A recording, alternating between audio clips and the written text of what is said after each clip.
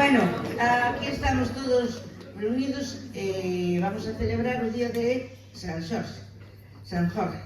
En Barcelona sabedes que se celebra, hoxe é un día moi importante porque é o día do libro.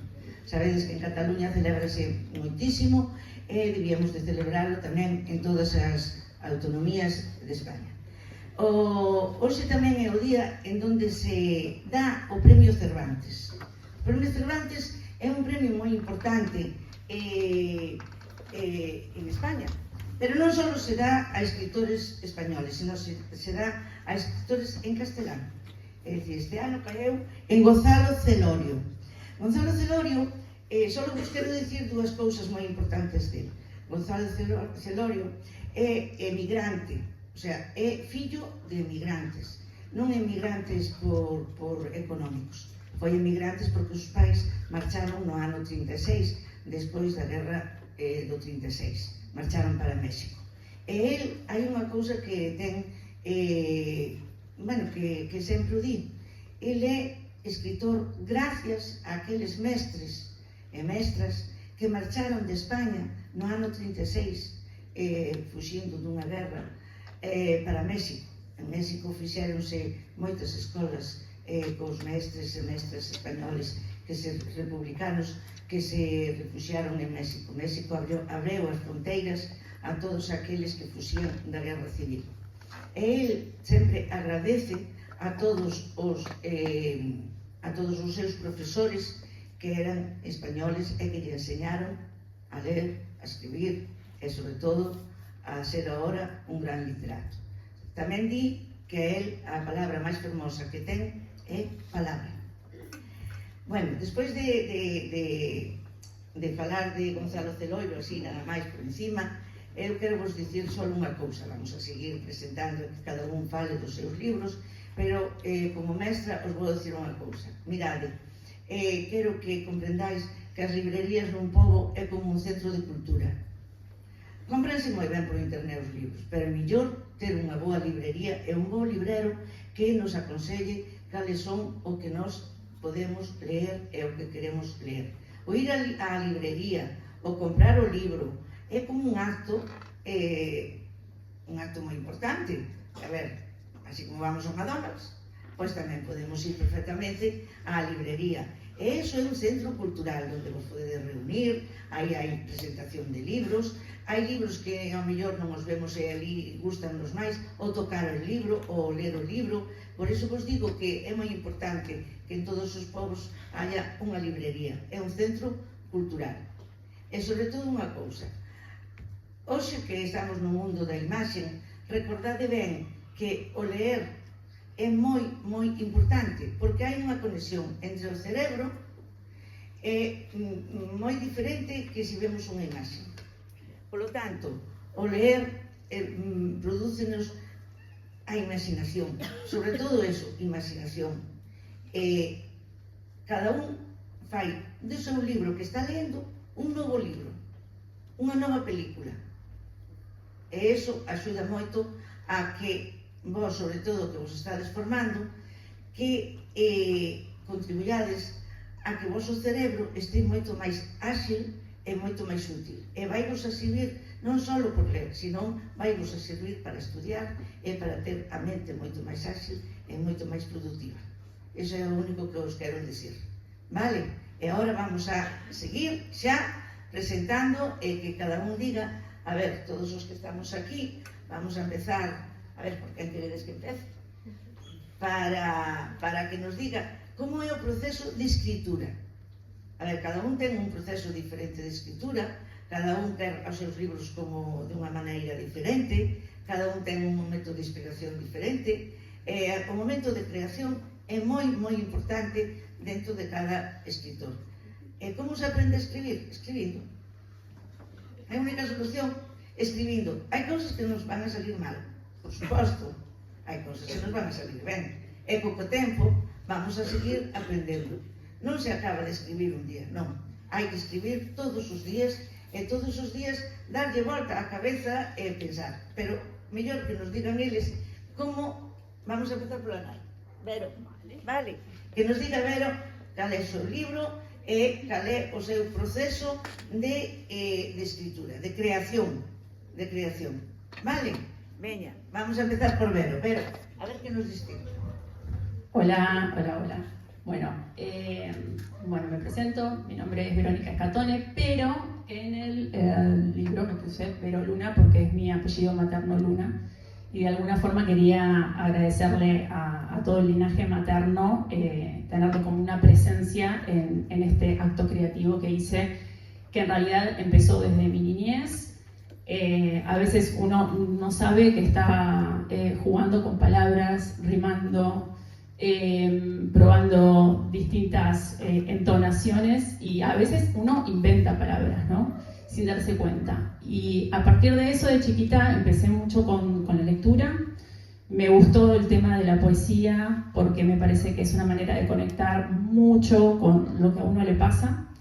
Y en mi profesión soy astróloga, soy tarotista, me gusta obviamente trabajar con la luz y la sombra, y este libro de alguna forma a través de sus poesías habla un poco de eso, de la herida que todos traemos en la vida de alguna forma desde nuestra matriz, y reflejando un poco los temas de amor, de desamor, del amor propio sobre todo, y bueno, nada, también un poco hablar de esto acá con ustedes. Es la verdad un placer, porque también un poco lo que me inspiró a hacer esto es como una especie de herida que yo también atravesé acerca del bullying escolar en su momento, en primaria, ya en Argentina hace mucho tiempo, cuando el bullying no era algo visibilizado, no se hablaba de bullying como tal, y bueno, me pareció que era interesante también atravesar un poco esto, ¿no? Que es un tema que de alguna forma sigue presente el día de hoy en día quizás está mucho más actualizado. Bueno, y este libro se llama El atardecer de los pájaros negros. Es un poco, quería representar un poco la oscuridad. No es malo tener oscuridad en uno mismo, porque esos son los demonios que tenemos internamente, nuestras sombras. Y yo siempre es como que trato de hablar de esto, porque hay mucha gente que le tiene como miedo a meterse en esa vulnerabilidad de cada uno, de lo que uno siente, de lo que uno le pasa. No está mal enfrentarnos a eso, está muy bien. Y acerca del proceso creativo un poco es eso, ¿no? Como qué mejor lugar para crear que uno mismo. Qué mejor lugar es partir de lo que uno le ha pasado en su vida, de lo que ha sentido, ya sea en el pasado, en el presente, qué es lo que uno atraviesa cotidianamente.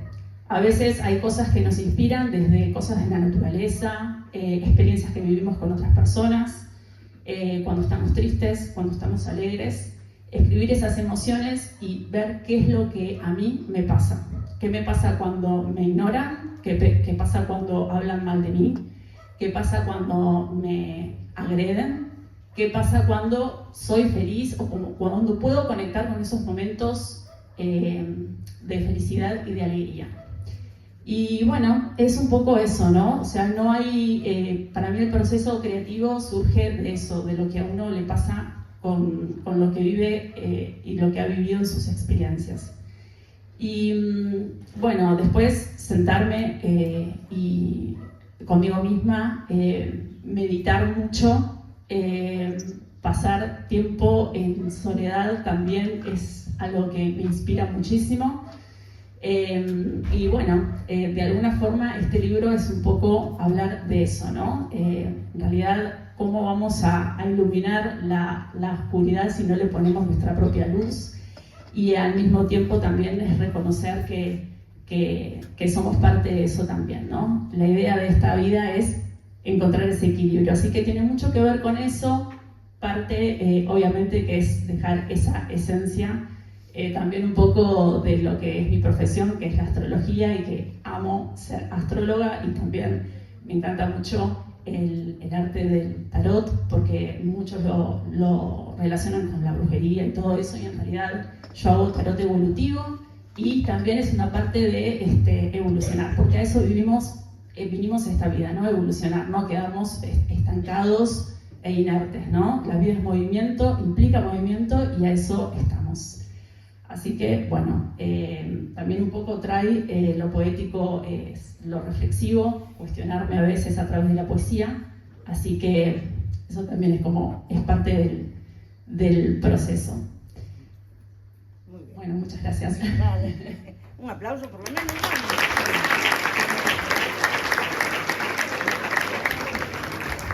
Bueno, vamos a seguir con tú misma. Venga. Bon, o de falar co micro non sei que tal se me dará. Vale, pois un pouco continuando coa liña aquí que acabamos de ver, non? De por que escribimos, non sei, indo para atrás no tempo. Na miña casa sempre houve libros, non porque fose unha casa con moito poder económico, que os libros ainda hoxe son algo caro, non? Pero hallamos máis, senón porque o meu pai traballaba nunha imprenta, entón na miña casa sempre houve libros, vale? Que éramos que ele traía para casa, e sempre todo xirou moito ao redor do libro. E despois tamén veño dunha familia de lectores e de escritores que non son famosos, porque para escribir non hai que ser famoso ou famosa. Escribir é simplemente un acto creativo, como podemos pintar, como podemos compoñer unha canción, do que temos que desfrutar, máis alá de que sexa publicado ou de que nos concedan unha entrevista, non? Entón, eu o que reivindico é a escritura, pois para un mesmo, para desfrutar, como outro proceso creativo. Dicíamos que eu escribo, pero é que na miña casa todo o mundo escribe. É dicir, igual non publican, pero escriben, non? Eu sempre lembro o meu avó sentado no seu escritorio, cos seus papeliños, os seus papelorios, que ainda andan, xa faleceu, pero ainda andan por ali os seus escritos, non? Entón, de onde ven o meu interese pola escritura? Pois sempre estivo aí, como tiven a sorte de que sempre estiveron aí os libros, vale? En canto temas que a mí me interesan a hora de escribir, pois como vedes vou saltando, porque antes vos dixeron que levei un premio de poesía con este libro, vale? Levou un premio, o 10º premio de poesía do Concello de Padrón, o premio Rosalía de Castro, non? Que leva o nome da nosa escritora non máis internacional.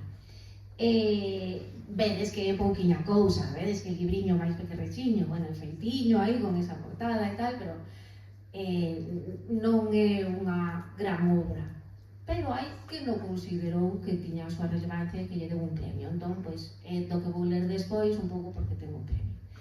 De todos os xeitos, eu antes de escribir poesía, escribí novela, que son as que vedes aquí, vale? Sería esta de aquí, o caso da familia Portela, e máis esta de aquí, a Pedra de Ámbar Gris.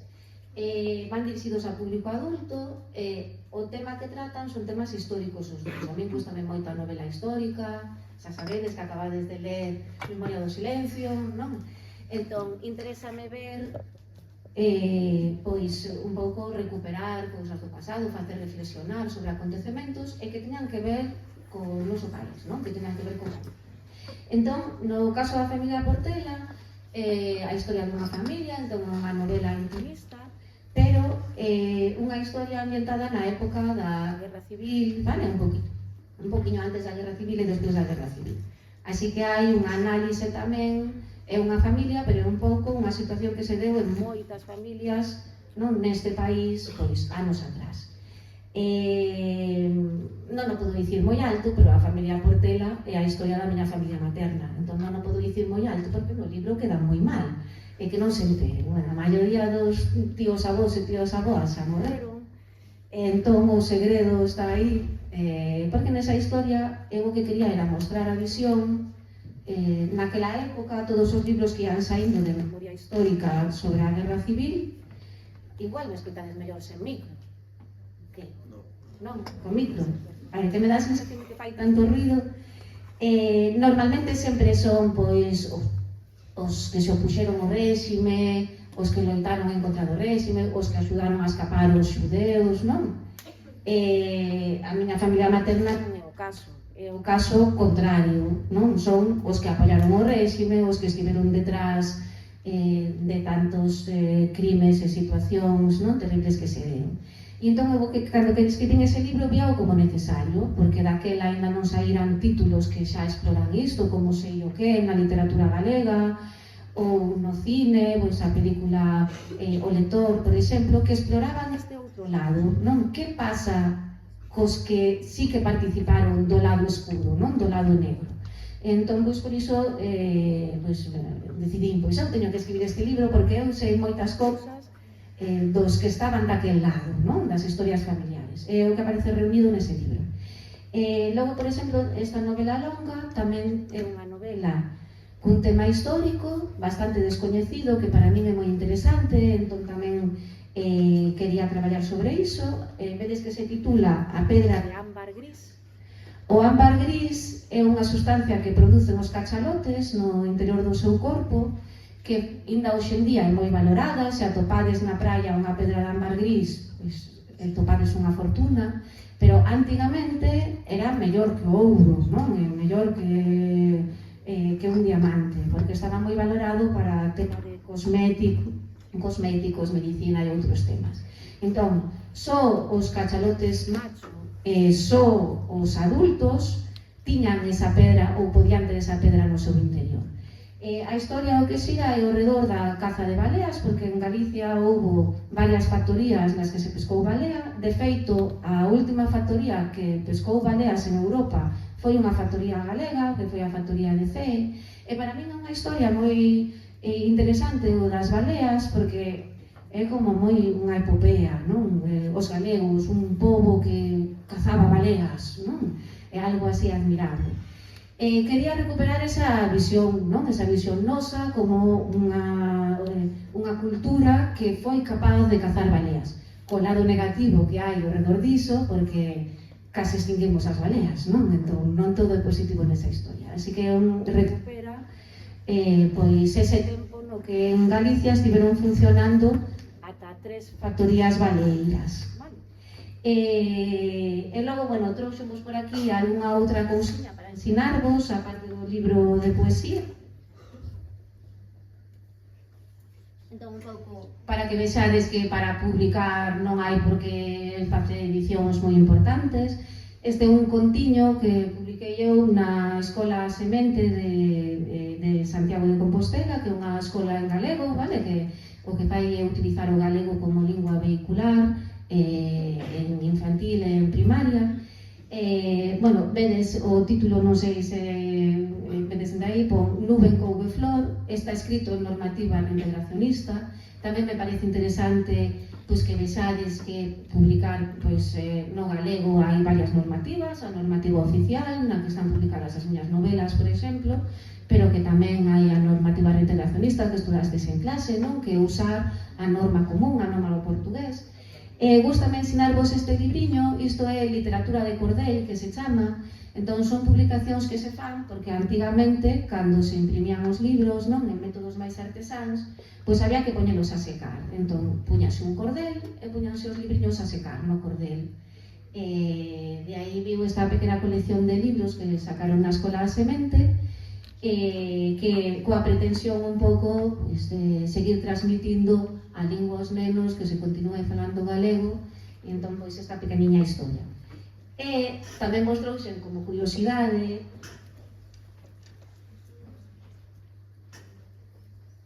este libro moi velliño, porque falamos de escribir, falamos de que non hai que publicar, pero sempre fai ilusión publicar, non? Este é unha das primeiras cousiñas que eu publiquei, que foi cun certame do instituto, cando tiña a vosa idade, con 15 anos, vale? Pois presenteime a un premio literario que era o premio Minerva, que antes para a xente noviña era así, pois dos máis relevantes, e deron o meu premio, non? Entón, claro que é bonito publicar, pero o feito de escribir é gratificante, aínda que non cheguemos a publicar, ou outro é secundario, non? Se gusta, pois mellor. Se che dan un premio, pois mellor, porque non? Todo o mundo ten un pouco pois, o seu orgullo, non? O a súa autoestima. Cando me deron este premio, o premio deuno o día que entregaban o premio Manuel María, que é un poeta pois moi importante, non? Da literatura galega. Un ano despois deronme outro premio, o premio de Uno Uxío Novoneira, que é outro poeta moi importante da literatura galega. Claro, entón eu dixen, bueno, pois debe ser que non o fago tan mal, pois igual podo seguir escribindo. Entón, coa vosa idade tiven esta experiencia, hoxe en día que xa son adulta, teño obra publicada. Teño sorte? Sí, porque non é nada fácil publicar, vale? Hai que ter sorte. Pero seguramente que moitos de vos o facedes tamén como a mí, vale? Entón, animarvos a escribir, a intentalo, e se despois conseguides publicar, mellor que mellor, pero escribir en sí xa é un premio, vale? Paso a palabra agora a Fernando. Bueno, es un aplauso, ¿no?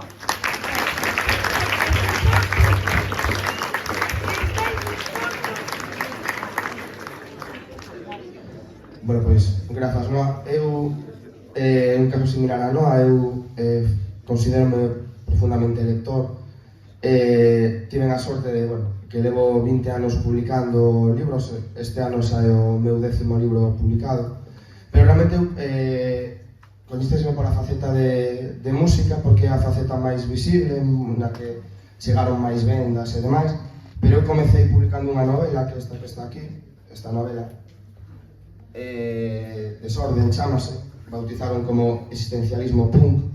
Realmente foi tive un premio na Feira do Libro Aragonés, e a partir de aí unha edición catalana que se chama Edicións Oblicuas, pois publicou a novela. Despois publiquei tamén un libro de relato curto de poesía e demais. O que é que coa música, eu cando empecé a publicar de libros de música, só había 2 libros publicados de música en Galicia. Estaba o Rock and Grelos de Alberto Casal, que o mellor non o coñecedes, pero coñecedes o Xabarín Club, que foi o programa que levou a cabo despois na TVG, que era un libro de entrevistas a músicos galegos. E había outro libro de Xavier Baliño, que era Rock Bravú, a paixón que queima o peito, que editou Xerais. Era moi difícil publicar. Eu, cando mandei o meu primeiro libro de música, foi 50 anos de pop rock e malditismo na música galega. Tanto Xerais como Galaxia non lles interesou, dixeron textualmente que non había mercado para libros de música e que realmente non era un público objetivo. Ese libro vendeu 2000 exemplares, Contos os Outros, unha editorial centrada en historia fundamentalmente, pero tiven que buscar unha vida para conseguir alguén que o editara, eles o editaron, non? E realmente, hoxe, curiosamente, levo 4 libros publicados con Galaxia, non? Foi un pouco abrir mercado, por iso que di non é importante. O objetivo non é publicar, non? Eu creo que o objetivo, eu sempre me empecé a escribir música por investigación, por coñecemento, por descubrir cousas, non? A veces tamén se escribe poesía, eu creo, por coñecerse a si mesmo, ou polo menos por expresarse de alguna maneira, non?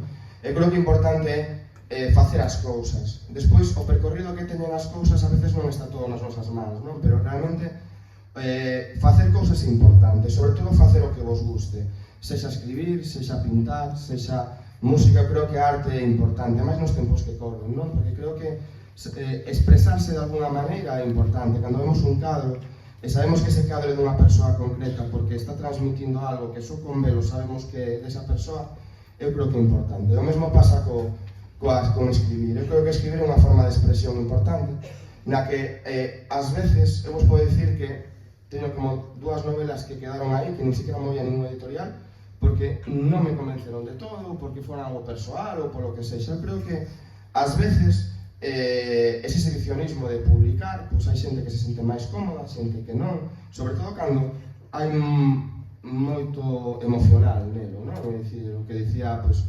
Noa do libro da familia materna, ademais, moitas veces, eu creo que queiramos ou non, nesas ficcións hai moitas cousas persoais nosas, non? Independentemente de que non, non? Por Mario de Cons, ou demais, sempre hai aspectos persoais. Eu realmente na música, pois, atopei a reivindicación, sobre todo, eu escribo sobre todo por música galega, ainda que poden facer outro tipo de libros, pero realmente creo que reivindicar o propio para mí sempre foi importante, non? Eu escribí unhas biografías de Andrés do Barro, que non coñecedes, pero foi o único artista galego que acadou 4 números 1 de ventas en España, e cantando en galego en plena dictadura franquista, que é algo cando nadie cantaba en galego, non? Que foi algo, para que cheguedes a facervos unha idea, recibía 5.000 cartas diarias de fans naquela época. O fenómeno fan empeza con Andrés do Barro na música galega, non? Tamén escribí unha biografía de Suso Bamonde, que foi o primeiro preso político da democracia por ofensas á patria na Praza da Ferrería en Pontevedra. Tamén escribín a súa biografía, escribín ese tocho que está aí, que foron 10 anos de traballo, que foi unha historia da música en Galicia. Escribín, xa digo, moitos libros sobre música, pero porque foi a miña zona de confort, non? É dicir, foi algo que pues para min foi máis doado. Non son periodista, na que aparece por internet sempre bautizado de alguna maneira. Eu son profesor de física e química, estudiei química, e realmente todo foi autodidacta. É dicir, eu creo que escribir é algo tamén autodidacta, non? Que facemos de alguna maneira, non? Evidentemente hai xente que fai pois carreiras enfocadas ao mellor a eso, non? Ou fai cursos concretos.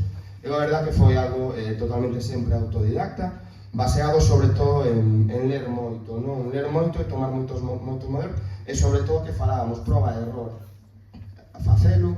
Eu creo que é importante facer cousas. Eu creo que a mensaxe simplemente que mandaría, creo que falemos de escribir, falamos de música, falamos de calquer arte concreta, o importante é facelo. Pode haber moitas críticas, non? A xente critica facilmente as cousas, pero creo que ter un produto acabado non é doado, e ter un produto acabado que está publicado tampouco, non? É dicir, eu creo que hai que intentar facer as cousas e acabalas, e a partir de aí, pois evidentemente poden vir unhas cousas ou outras, non? Pero sempre fai no ti mesma, creo que é importante, que facer as cousas por nós mesmas, non? E nada. Vamos ahora, a ver.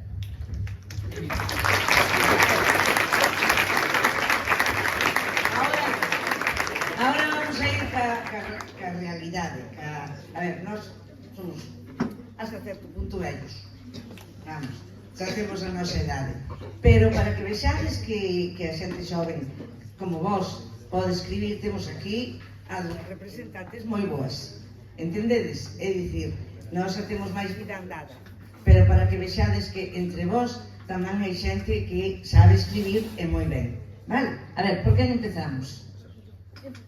Empezas ti? Ben, como vas a orientarnos ahora? Que nos vas a decir? Toma, a ver. Pues a ver, yo sigo un poco la línea de pensamiento que tenéis y me he sentido muy identificada en muchas cosas. Y me pidieron que trajera una cosa mía para leer, pero me da un poco de vergüenza. Pero nada, que la queremos oír. Y nada, he decidido dirigirme pues a la gente de mi edad y decirle muchas cosas sobre escribir, porque muchas veces admitir que escribes o admitir que, bueno, sí, me he sentido así en este momento y he querido escribir, o expresarte de cualquier otra forma, porque creo que el punto de todo esto, porque estamos aquí reunidos, es que expreséis todo lo que sentís a través del arte, en el deporte, escribiendo o pintando o haciendo cualquier cosa que os haga sentir vosotros mismos. Entonces he escrito una pequeña reflexión para expresar lo que yo siento acerca de esto. Y dice así que me gustaría pensar que en realidad no escribimos por publicar o por ganarnos un nombre propio y hacernos llamar escritores y escritoras sin vergüenza, pero en realidad esta no es una finalidad a la hora de escribir. Decirle a alguien que escribes sin más da un poco de miedo, pero en realidad nuestras películas favoritas han sido escritas por un guionista, nuestras canciones favoritas han sido escritas por esos mismos artistas a los que les daba vergüenza llamarse así, artistas. Creo que estoy aquí para deciros que todos podemos escribir y que creo que debemos hacerlo, que no hace falta para nada pensar en una historia compleja con una narrativa espectacular. No, que se debe escribir genuinamente para conocerse a uno mismo, que no hace falta que se lo enseñes a nadie excepto a ti mismo. Y bueno, más tarde, quizá si se lo enseñas a alguien y te atreves a ser leído, descubrirás que en realidad tiene valor aquello que haces. Vengo a comentar que escribir es una forma de dejar salir muchas cosas que nos sienten mal y transformarlas en arte, muchas cosas que nos hacen felices y así poder dejarlas plasmadas para siempre. Que en conclusión, escribir tiene la misma finalidad que cualquier arte o deporte, expresarnos, conocernos y darnos voz propia. Y os animo a hacer todo esto todos los días sin ninguna vergüenza de tener voz propia y de decir quiénes sois y demostraros a vuestros amigos o al mundo y que no tengáis vergüenza de expresaros. Y eso es todo. Mejor no puede ser.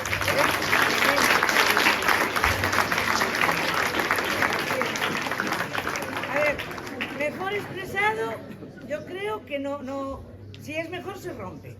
O sea que, ya visteis, de la misma edad que vosotros, se puede expresar todo. Y lo podéis hacer. Venga. Voy a ahora, dar paso a Ushia, es- que tiene un relato para leernos y quiero que prestéis mucha atención porque, bueno, sé que aquí seguro que hay alguien que le gusta y que le da vergüenza y que no quiere subirse aquí y saberlo, pero bueno, tenemos aquí una valiente que decide leernos lo que ha escrito. Hola, yo empecé a escribir cuando tenía unos 6 años, pero por desgracia no guardé ninguno de mis poemas porque pensaba que no eran importantes. Pero hace poco volví a retomar todo esto de la escritura gracias a que descubrí que mi abuelo publica libros y lleva haciéndolo un buen tiempo. Entonces, pues ha sido una gran inspiración para mí. Y la verdad es que siento que escribir no es solo pasar un boli por el papel blanco, sino arrancarte tus sentimientos y ponerlos ahí como un pequeño detalle para alguien a quien quieres. He preparado un poema especialmente para leerlo aquí, el cual trata sobre una persona que se siente aislada, pero vista desde otro punto, como puede ser un libro que nunca has leído. Se llama El libro del último cajón. Hay un libro en el último cajón de mi mesilla. Lleva ahí días, o quizás meses, esperando a que lea lo que quiere decirme, pero no encuentro el momento. Siempre hay libros que me apetece leer primero. Cada vez que ordeno la habitación, lo veo ahí, quieto, en el mismo sitio donde lo dejé aquel día, por allá de noviembre. Me mira en silencio, como si quisiera que le hablara, que escuchara lo que tiene guardado para mí, intentando responder las preguntas que aún no hice. Pero no le hago caso, sigo con lo que estoy leyendo. Los otros libros me cuentan sus historias entusiasmados, mientras él solo me observa, esperando a que le dé una oportunidad. ¿Cuándo llegará ese día? El día en el que el libro del cajón pase a la estantería, junto con el resto. El día en el que por fin me cuente sus maravillosas historias. Pero supongo que lo descubriré en otro momento, porque ahora mismo no me queda ningún tipo de tiempo. Muy bien.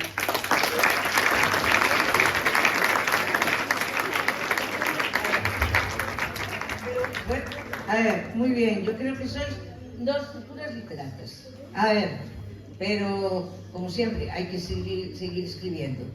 Y lo que sí me gusta mucho que tenéis en las manos es una libreta de campo. Mirad, yo también hice pintura y cuando hacía pintura siempre llevaba una libreta de campo. Por lo tanto, es muy conveniente tener, como tienen ellas, sus libretas de campo para ir anotando cuando vienen las ideas en estas libretas. Por lo tanto, yo os aconsejaría que si queréis empezar a escribir, empezar a comprar la libreta. Vale, bueno, solo os voy a decir dos cosas mías. Yo empecé a escribir muy tarde y el libro que tengo ahí es una catarsis. Es decir, yo empecé por que tenía que sacar de dentro de mí algo que estaba dentro y que me hacía muchísimo dolor. Y entonces fue una catarsis. Muchas veces a los 16, 15, 18 años también tenéis catarsis. Es una buena manera también de empezar a escribir. Y nada más. Mis libros ya... Bueno, también escribí algo sobre... Yo tuve un tío abuelo fusilado en la Guerra Civil y escribí la biografía de él y la biografía de... Bueno, busqué los datos y todo eso de los que se fusilaron con él en Sevilla. Después también estoy escribiendo un poco sobre las madrinas de guerra. A ver, me voy un poco más por la historia y la poesía. Pero bueno, solo eso. Ya no os leo nada porque tenéis mis libros en la biblioteca. Mi libro, porque lo otro son libros de historia que están integrados en otros libros. Vale. ¿Qué tal dices que andamos de tiempo? ¿Ya está? Vale, pues entonces...